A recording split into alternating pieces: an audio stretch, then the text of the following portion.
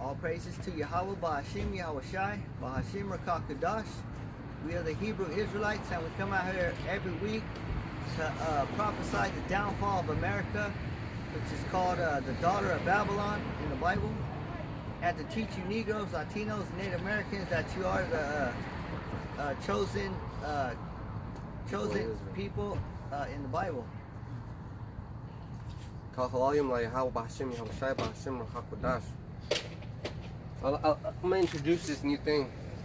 It's a little poster. It has some basic scriptures right here.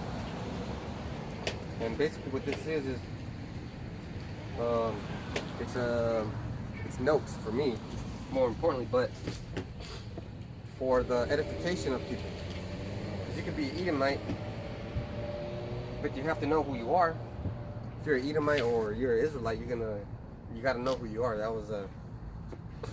That's a given. You want to keep the first scripture?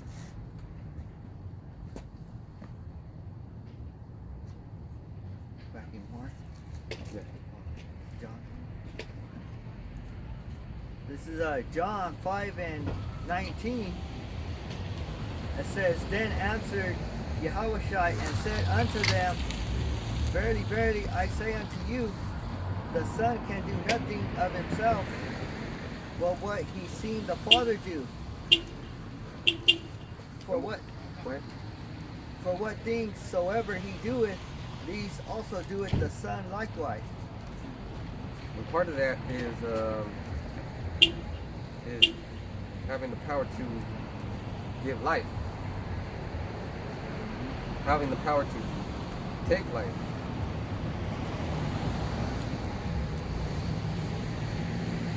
But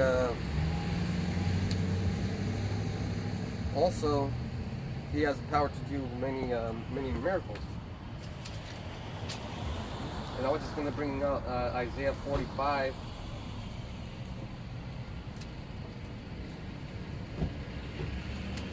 And 7.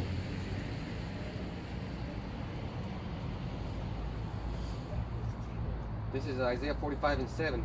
I form the light and create darkness. I make peace and create evil. I, the Lord, Yahawashi, Yahawashi, do all these things. So read that scripture again, please. This is John 5:19. Then answered Yahawashi and said unto them, Verily, verily, I say unto you, the Son can do nothing of himself, but what he seen the Father do. For what things soever he doeth, these also doeth the Son likewise. So just how like the Most High, just like how the Most High raised up the Son also has the power to raise up who he wants to. Just like I read in Isaiah 45 and 7, Yahawashi has the power to do all things. And we're going to learn that because of that, his name is set above every name.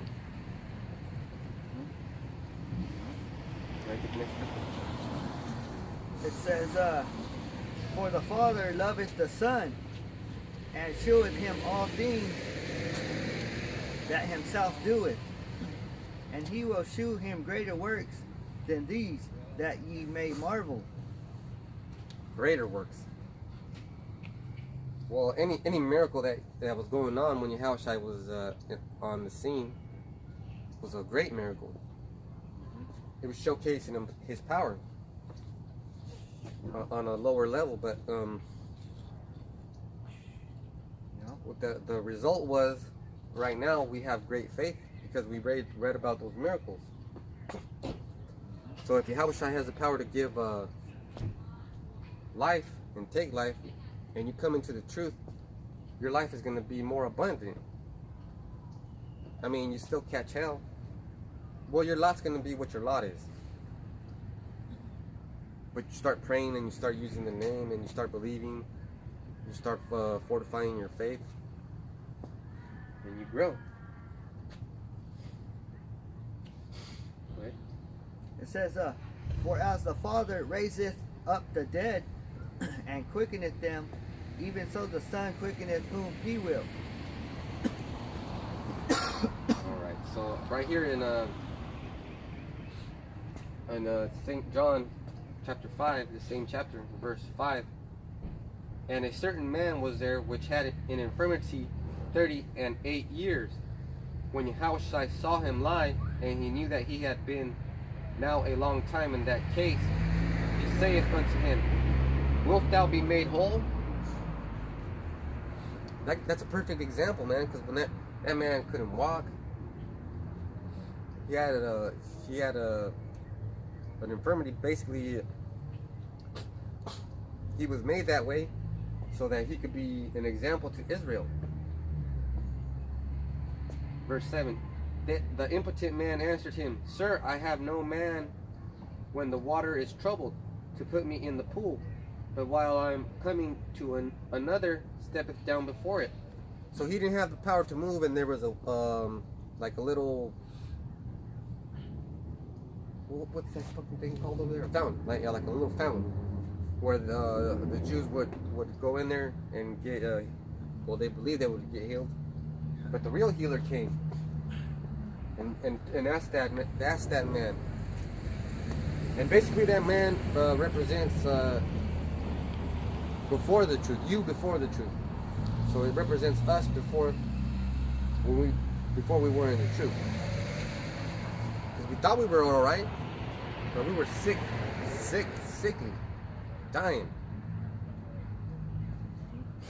So in verse, let me read that.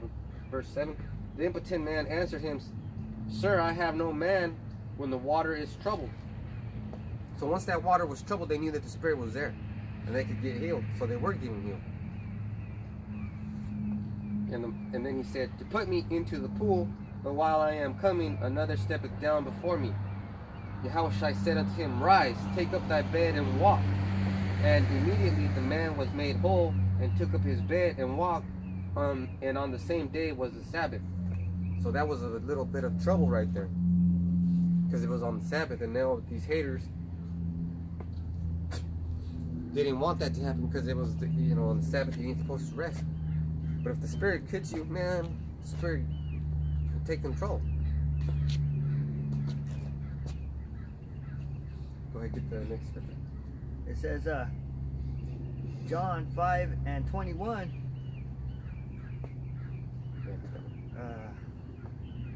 For as the Father raiseth up the dead and quickeneth them, even so the Son quickeneth whom he will. Whom he will. So this man right here, this man was sick. That was a good example, but we were also sick. We are still sick. So we need Yahawashi to heal us. And the first spoonful of medicine is finding out who you are. That's why I made that sign. Because sometimes people come up here and we get excited. We start talking, and we get scriptures, but we don't get the scriptures that the newcomers need. So I can tell you from my experience, man, before I came into the truth, my life was going nowhere. I was depressed all the time. I didn't know why these things were happening to me. I didn't know why I couldn't pay my fucking bills. I didn't know why, we never had enough food. I never knew why I couldn't get the things I wanted. Hell was one of those things that you didn't understand. You're like, oh, I don't want to go to hell. You were even more worried, because now you're like thinking, I'm getting fucked up here on the planet Earth, and then I'm gonna go to hell still. Because before we came into truth, we were in a state of confusion, because that's why they call this city the land of confusion, Babylon. Babylon the Great. So the Great Confusion.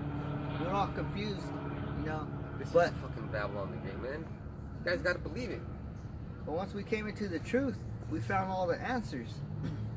And then we started getting healed, little by little, because we were traumatized.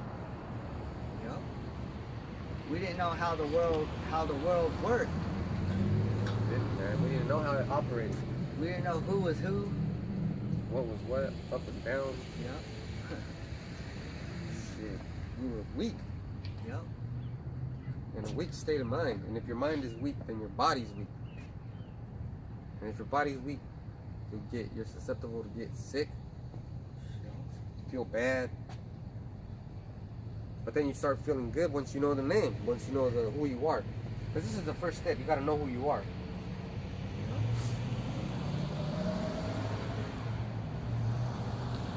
Go ahead, get the next one.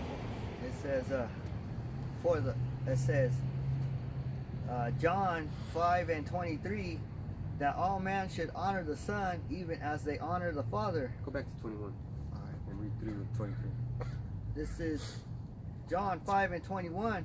For as the Father raiseth up the dead and quickeneth them, even so the Son quickeneth whom he will. For the Father judgeth no man, but hath committed all judgment unto the Son. That's why Yahawashi said in John 17, you want to get that, John 17 and 9. Well, we're going to find out what he said. John 17 and 9. I pray for them. I pray not for the world, but for them which thou hast given me, for they are thine. For they are thine. Go ahead. And all mine are thine, and thine are mine, and I am glorified in them. Yeah, that's why we glorify the name Yahawashi. The name is so important to us. It's the foundation. Because you can do anything through Yahawashi Mashiach.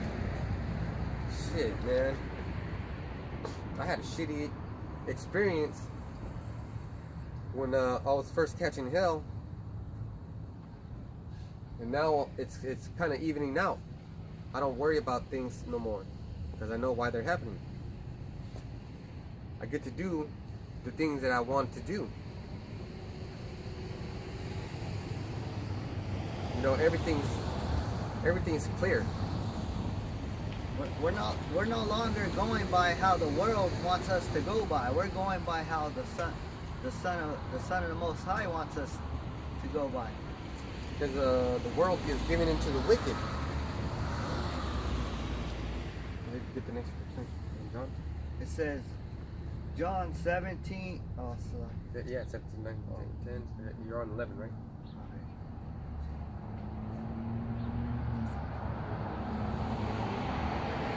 This is John 17 and 11. It says, and now I am no more in the world, but these are in the world, and I am come to thee. Go back to John. See, because now he's not here. I read about this great miracle in John 5, 8 and 9. Well, let me read the verse 9. And immediately the man was made whole, and take up his bed and walk. On the same day was the Sabbath. See, so you're either going to believe it or you're not going to believe it. I believe it. Shoot.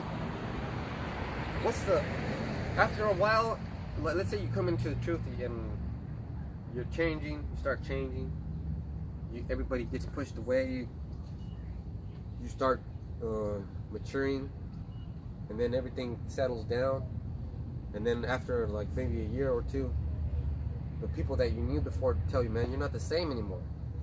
You've changed.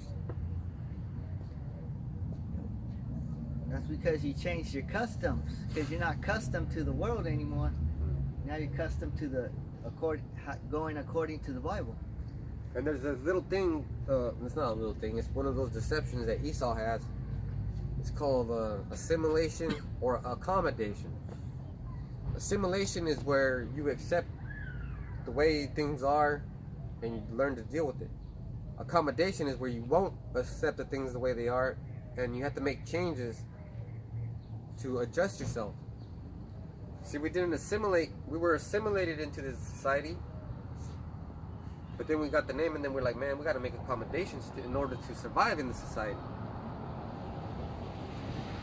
this world is custom made, just like how you get your car custom made. Like you get things how you like it, you know, the shape or whatever. Get Job 9:24, because that's explaining it. That explains why. But we're not just saying things. We're not giving you our opinion. No way I would ever prophesy or preach anything that I didn't have a grasp on. If I don't understand it through the scriptures, I'm not going to talk about it. We wouldn't be out here if we weren't. We're trying to fix you guys, man. We're trying to fix the problem. It's Job 9:24. The earth is given into the hand of the wicked. He covereth the faces of the judges thereof. If not, where and who is he? See, he's covering the faces of the judges thereof. If it's not him, then who is he? And all you have to do is perfect example is research. 1492 through 1520. That was when they were painting shit over. That was the time of the Renaissance. And then they brought all that shit over here to the 10 tribes over here. And the first thing they said is, "This is your new God." Yep, and they beat it into your minds. Yeah, and they show you that in the movies how they do that. When in Roots, with the white slave master or the guy that was whipping, he was whipping Kunta Kinte. And he was, every time he whipped him, he'd say, "Your name is Toby." but Jake's defiant, and every time he got whipped, he'd say, "My name is Kunta." Eventually, he broke, and he was like, "Yeah, my name is Toby." And that's what they call that. They call him Uncle Tom. Just because I think they call him Uncle Tom because they used to worship the white slave master. There you go. See, and then in that movie, they had to chop off his foot because he kept running away. And then they whipped his ass. You can't run away from these curses. You can't run away from who you are. If we're looking at the sign, it tells you who you are. But if you can't find yourself in there, you should keep looking for who you really are. Because you're going to find out anyways. If you're an Edomite, you're an Edomite. You know, tough shit. It's your turn. Your turn, Esau. Because if your spirit lines up with this Bible, then most likely you're an Israelite. If you feel that the white man, that he did wrong for slavery and that he should be paid back for it, then most likely you're an Israelite. Yeah, because that happened to you. Yep. Just imagine being alive right now in this time where the result of society is caused by slavery, oppression, this white man painting over pictures, telling you because Job 9:24 tells you that he had to paint over the pictures to fucking blind you. If you have to be that desperate to hide who you are and hide who these people really are, there's some information there that they're not exposing. Like these people really are the Israelites. And if these people really are the Israelites, and you read Deuteronomy 28, 15 to 68, read about those curses, you can understand who put those curses on these people. The Lord, and he tells you why. And then he also tells you who he used to be your adversary. And the word adversary just simply means devil. Let's go back to John 5 and 20. We were at 21. No, we were at 22. This is John 5:22. For the Father judgeth no man, but hath committed all judgment unto the Son. So everything that's going on had to go on for a reason. Yahawa trusts Yahawashi to do his work. So we should trust Yahawashi. And he's going to complete his work. He completed his work, now we have to complete ours. And the cherry on top of that, once we complete ours, will be him coming back. Breaking those clouds through with chariots. And that's how you get the term, there's a silver lining. Because in the cloud, you see that silver lining after it starts raining. After it stops raining, I should say. Let me get the next scripture. This is John 5:23. That all man should honor the Son, even as they honor the Father. He that honoreth the Son honoreth not the Father which hath sent him. So, this book is just full of rules. It's full of rules. It's a way to live. So if this book is all about rules, and you're going to a church to dance and shake your ass and attract the next band, you're not following these rules. You got no discipline. You got no discipline. That's a damn shame too. That's why they call Yahawashi's disciples. Because they're disciplined under Yahawashi. That's like going to let's say you go to a baseball tournament and it's an open tournament, all levels, and your team never practices. All they do is drink and fucking mess around. And then they go to the big game, and the first game elimination, you got your hopes up high. Yeah, we're gonna make it. We're gonna really do it. Then you get eliminated the first fucking round. You're out there. Meanwhile, the people that were disciplined, they keep going to the next round. Yep, because they were trained. Yep. So we were watching the apostles taking notes, watching the other brothers, the elder brothers taking notes. You gotta study in all the areas. Man, this truth is hard, man. Why do you think I don't speak about things I don't know? Because there's repercussions to this. If you teach the wrong thing, man, just look at those fallouts when they were talking about the earth is flat.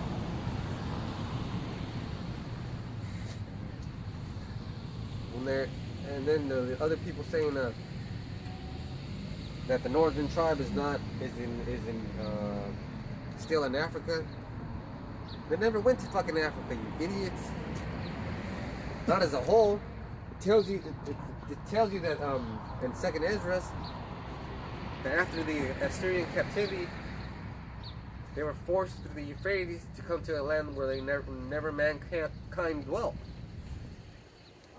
Which is over here. People dwell in Africa. People dwell in India. People that are still dwelling in the old countries like Iran, that's Persia. They're still living there. Nobody ever lived here. That's why these scientists, these archaeologists, they're finding artifacts that don't date past 2,000 years, past 2,500 years. So if everybody was already here, and you guys are saying that the earth has been in existence for billions of years, and you believe that, and you say you're a so-called Christian, you're confused. You need to read more. Because these scientists prove that the earth is not that old. It's not that old. That it was formed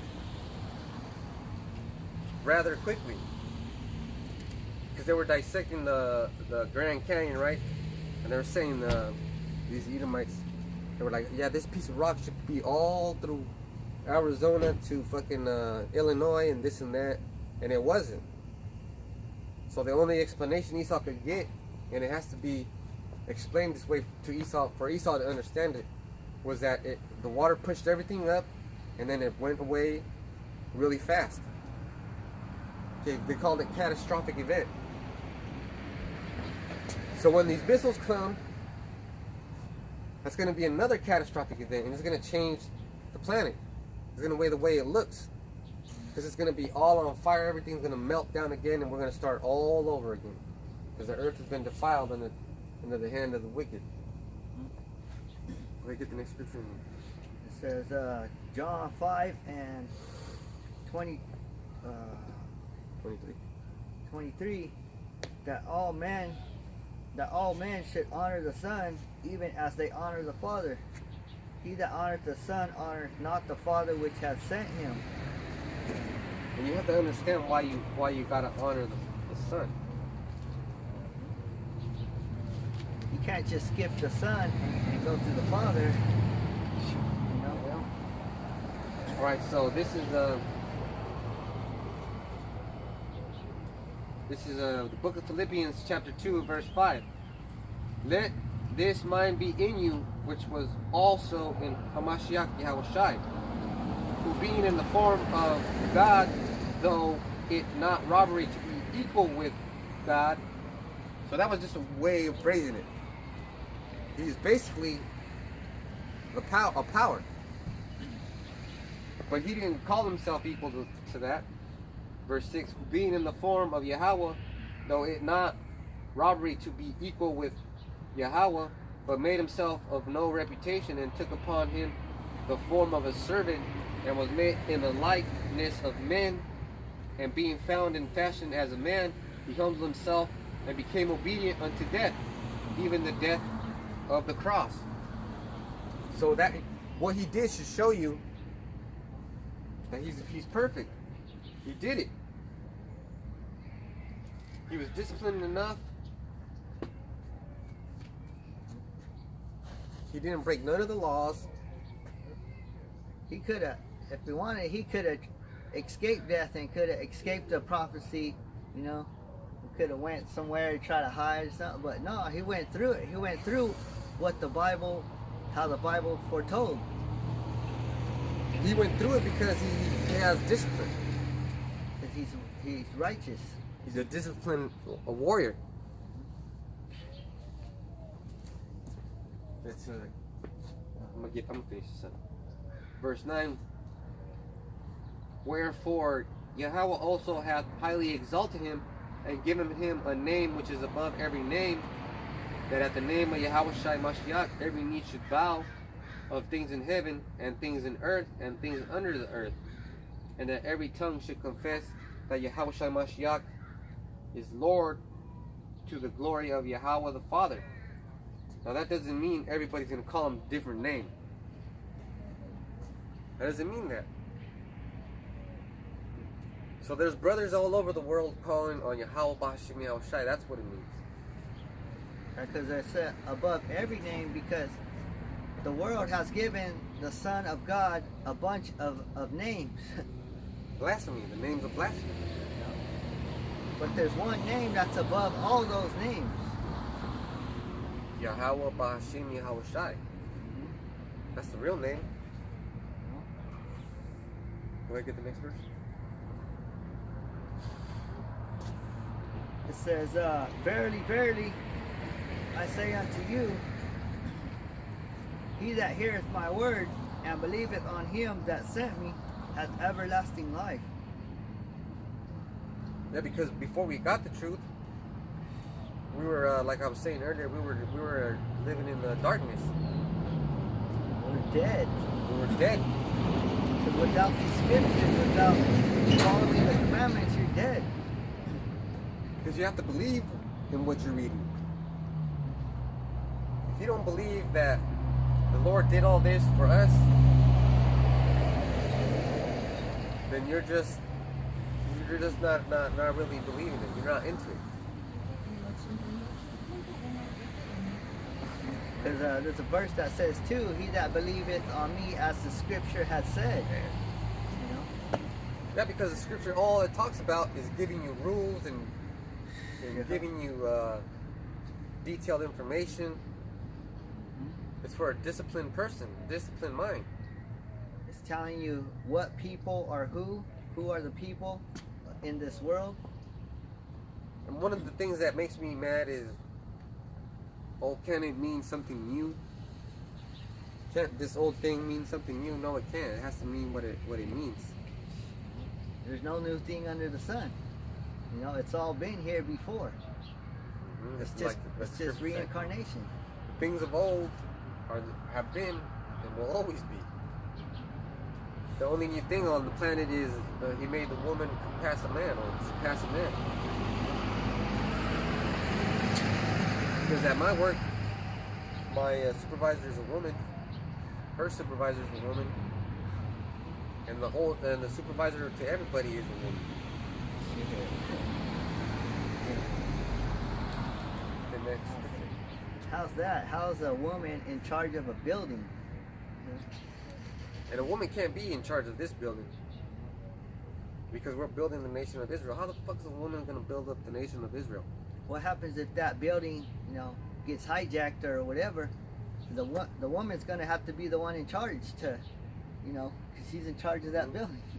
Because a few years ago, there was a woman engineer in the Army Corps of Engineers. She built a bridge somewhere in the Midwest, and that motherfucker collapsed. What do you think about that? Let me get the next one. It says, Verily, verily, I say unto you, he that heareth my word and believeth on him that sent me hath everlasting life, and shall not come into condemnation, but is passed from death unto life. Yeah, so let's talk about condemnation. So it would be condemnation if you kept on praying to Jesus, if you kept going to that Christian church, if you kept going to the Muslim mosque, if you kept going to Jehovah's Witness, you know, if you kept the Ouija board, if you kept this, that, and the other. If you didn't make any changes to improve your status, you're going to be subject to condemnation. Just like Esau. There's nothing Esau could do. The Edomite is done for. Completely done for. Yeah, because the ones who are coming into this truth and believing it, those are the ones who we are not condemning. But the ones who are just pushing this truth away, those are 2/3. And they're condemning themselves. And you know what? It's time to see. Because these 2/3 don't want to be in the truth. It's time to see these confusion of faces. I want to see some Moabites come up here